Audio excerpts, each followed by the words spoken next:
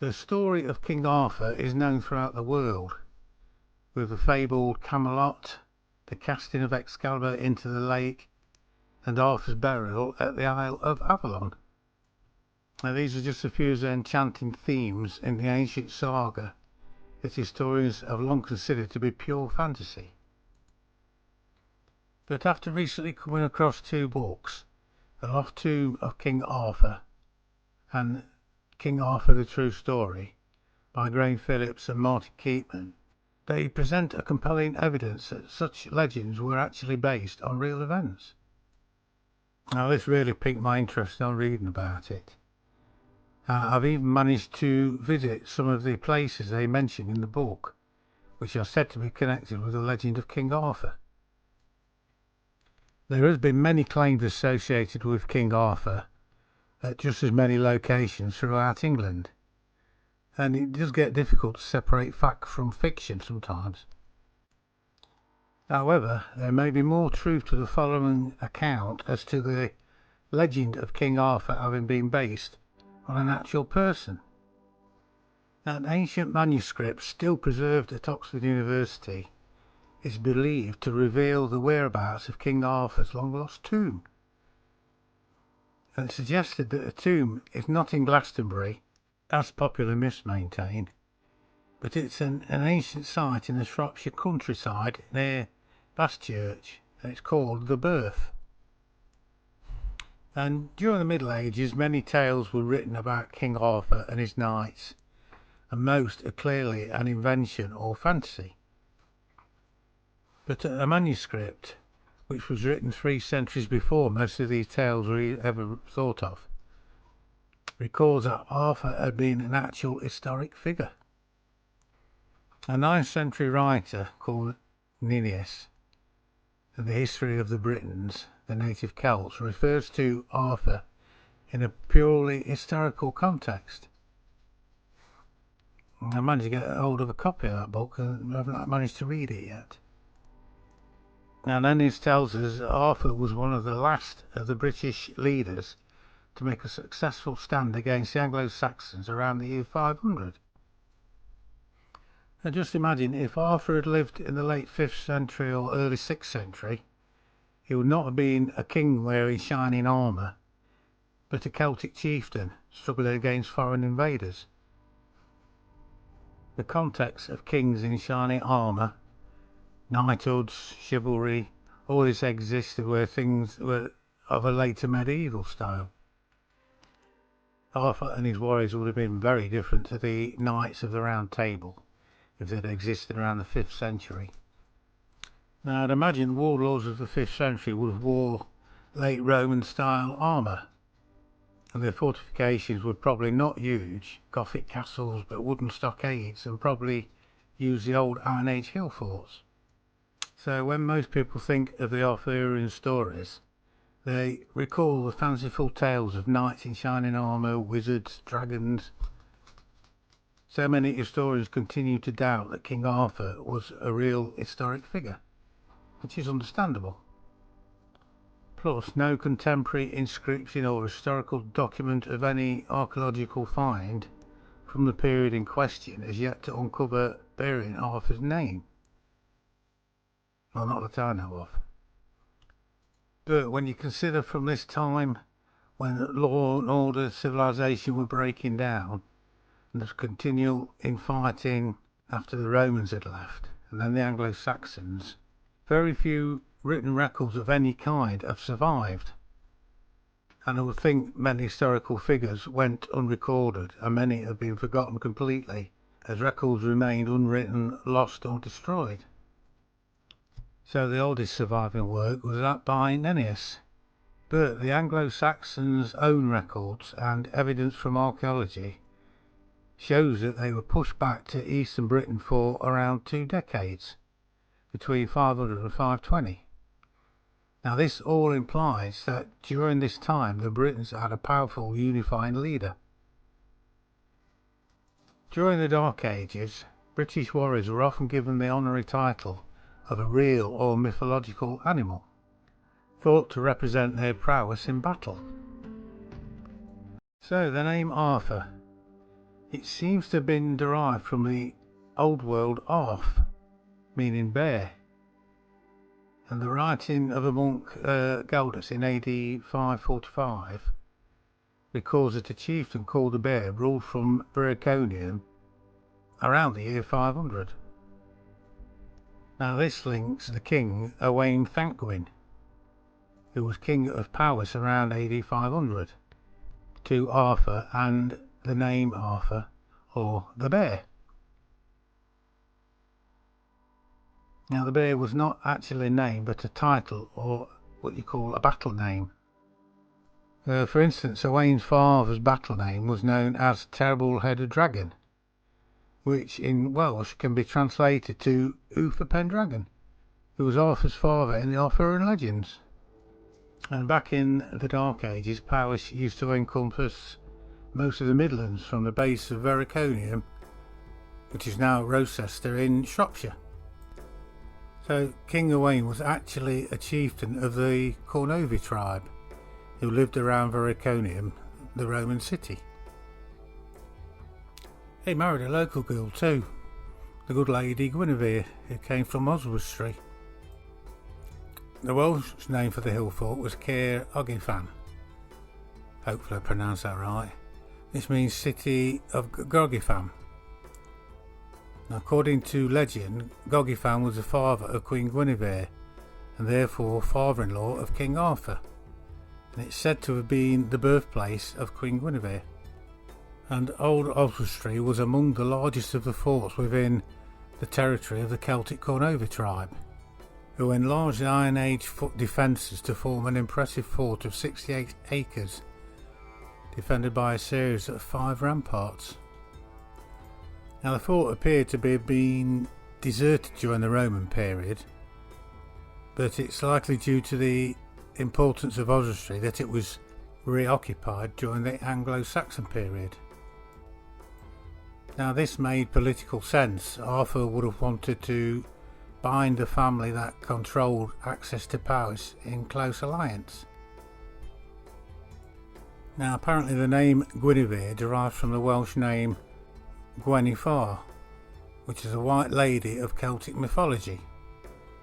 And coincidentally, Guinevere retires to a secluded priory after Arthur's death, the White Lady's Priory. Although the present ruins dates from the Middle Ages, these buildings were often constructed on older sanctified sites, so it's probably there before.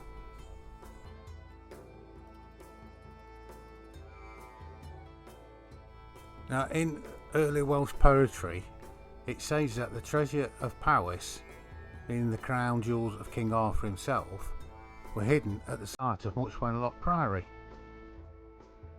and the treasures remain undiscovered to this day. Now a monastery was founded at Wenlock shortly after 690 AD by St Milburg, who was a lady of the royal house of the Kingdom of Mercia. And these striking ruins that can be seen today stand on a peaceful setting and include this Anglo-Saxon cross, which is close to the church.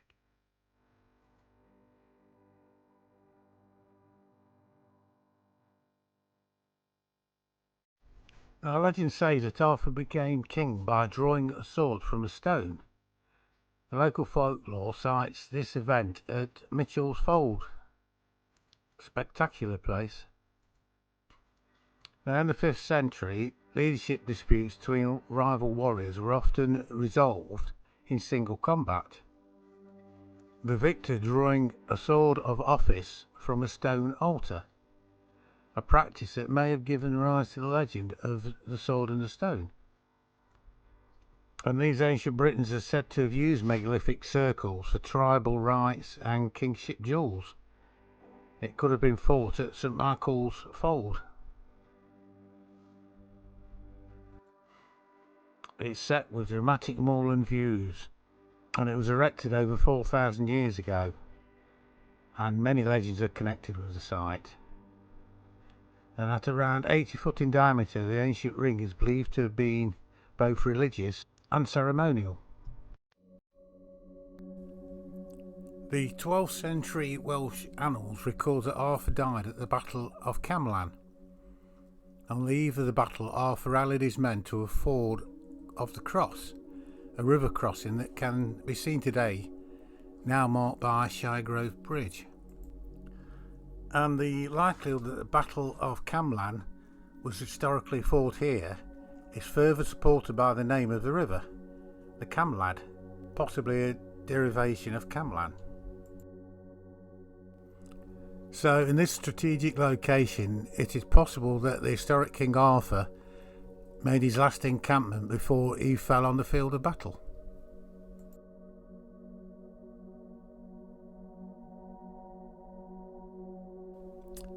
Then we have the legend of the magical cauldron of the Warlord. The cauldron is said to contain the treasure of Britain and a magical sword. And it's said to lay hidden in a cave below the summit of Camelot in Shropshire. And at least one Welsh tale recounts Arthur's search for the cauldron. And the recurring themes of Avalon and the quest for the Holy Grail were probably based on these early legends. Camelot Hill rises 400 feet above Church Stretton, and on the summit there's a hill fort, and beneath that, to the western fortification, is an artificial cave called Camelot's Cave, about 3 metres deep and 2 metres high. And this is where legend says the cauldron is hidden.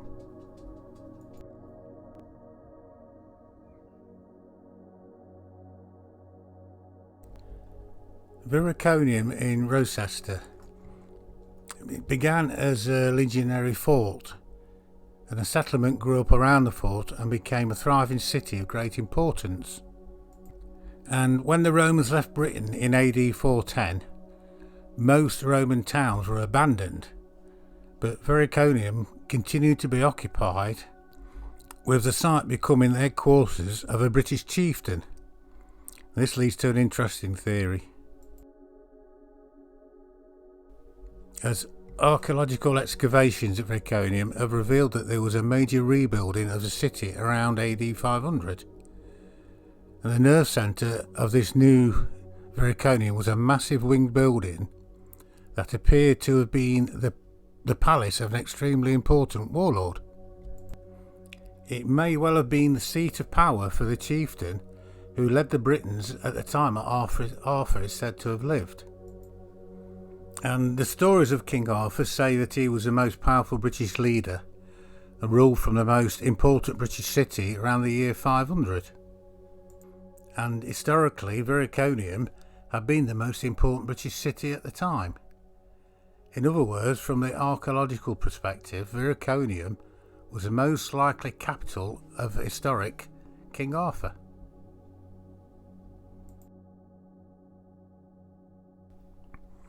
Now we move on to Hawkstone Park, and this 18th century Grade 1 listed historic park with its eccentric follies has legendary associations with King Arthur.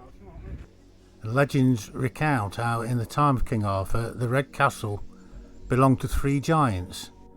They were called Tarquin, Tarquinius and their fearsome brother Sir Carados, who captured Sir Gawain. And the legend says that Lancelot and Sir Tristram of the Round Table set out to rescue their friend. They encountered Sir Carados carrying Sir Gawain, bound and tied across his saddle, and after a legendary fight, Sir Lancelot killed the giant at Kilgards near Weston Church, freeing Sir Gawain. And the grotto at Hawkstone Park has also been linked with the Holy Grail. In 1920, a small stone cup was found hidden in the base of an eagle statue that at the time stood in the grotto. It was identified as an early Roman scent jar. Recent research has suggested that it may have been the vessel that inspired the medieval Grail legend.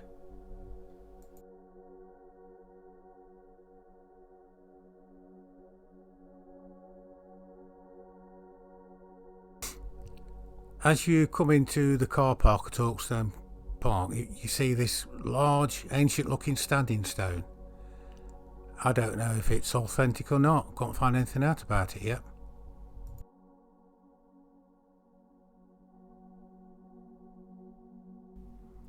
Now there's a 9th century poem, and it names the burial site of a Dark Age king of Powys as the churches of Bassa, relating that many great leaders were buried there. Now, as a king of Powys, this is the most likely last resting place of King Arthur, if the legends are true, although the exact location is not given. But the village of Basschurch is about 15 miles from Rochester, and it's the most feasible location for the churches of Bassa. Could it be Arthur's last resting place? Whittington Castle is at the heart of a 12-acre site, and there stands the remains of this 12th century Marcher Norman castle and gatehouse. It was once the chief residence of the powerful Fitzwarren family, and the castle is associated with much folklore and legend. It's also become a hotbed of mystery activity, and there's much interest to paranormal investigators who've reported balls of light, mists, phantom blacksmiths and a lone horseman. It is also on Shropshire's Arthurian trail map, based on the said real King Arthur, Owain Thangwyn, who was a 5th century warrior king, rather than the more romanticised version you often hear. The manuscript that I mentioned, it's in the British Library, shows how several places in Shropshire, as you've seen in the video, have King Arthur stories.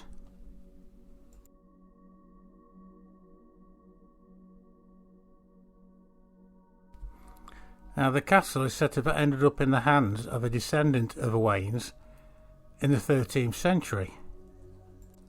Fulk Fitzwarren, I think his name was, and is described in the medieval manuscript as a living heir of Arthur. And Fulk was also rumoured to be the guardian of the Holy Grail, which was kept hidden in the chapel at the castle.